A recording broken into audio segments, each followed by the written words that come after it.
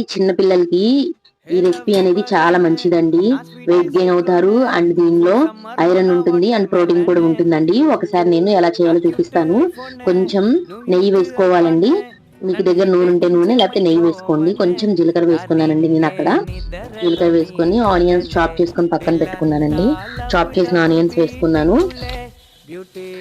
Onions and జీలకర్ర నూనెలో వేయించుకోవాలండి మనము మంచిగా.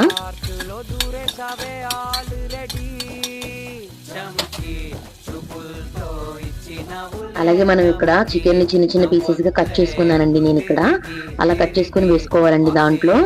పిల్లలు ఒకవేళ 1.5 years అలా ఉన్నట్లయితే తురుముకొని వేసుకోండి అండి. 2 years అబో పిల్లలకు మాత్రమే ఇలా పెట్టండి నేను చూపించిన విధంగా.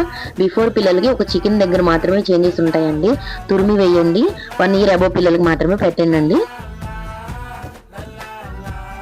అక్కడైతే చికెన్ ఉడికిన తర్వాత మంచిగా ఉడికించాలండి. నూనెలో వేయించుకోవాలి మంచిగా. చికెన్ అనేది మంచిగా వేగిన తర్వాత మనము కొంచెం పసుపు యాడ్ చేసుకోవాలండి. దానిలో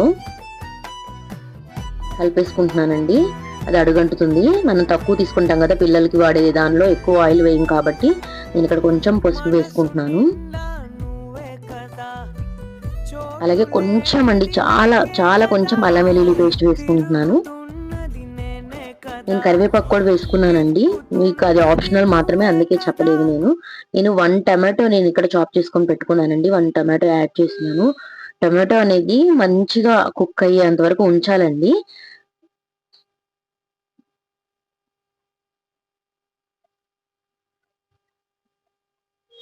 నేను ఇక్కడ సాల్ట్ వేసుకుంటున్నానండి. పించ్ ఆఫ్ సాల్ట్ మాత్రమే వేసానండి. 1 year బిలో పిల్లలకైతే సాల్ట్ అవసరం కూడా లేదండి అసలు. టమాటా ఉడకడానికి నేను ఇక్కడ మూత పెట్టేసుకున్నానండి.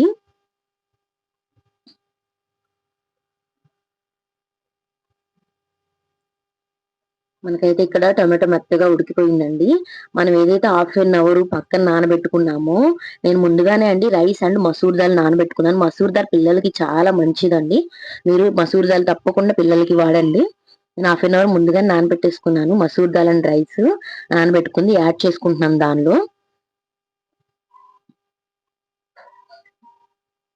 ముందుగానే కడిగేసుకొని నానబెట్టుకోండి. ఆ రైస్ వాటర్ కూడా మనం నానబెట్టిన వాటర్ పారవేయకుండా డైరెక్ట్ వేసుకునేలాగా ముందుగానే కడిగేసుకొని నానబెట్టుకోవడం మంచిది.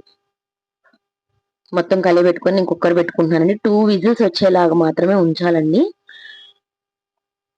కుక్కర్ పెట్టిన తర్వాత 2 whistles వచ్చేలాగా ఉంచాలండి. అంతే అండి, మనకి హెల్దీ అయిన లంచ్ ప్రిపేర్ అయిపోయిందండి. పిల్లలకి ఇలా చేసి పెట్టండి, పిల్లలు కూడా వదలకుండా తినేస్తారు.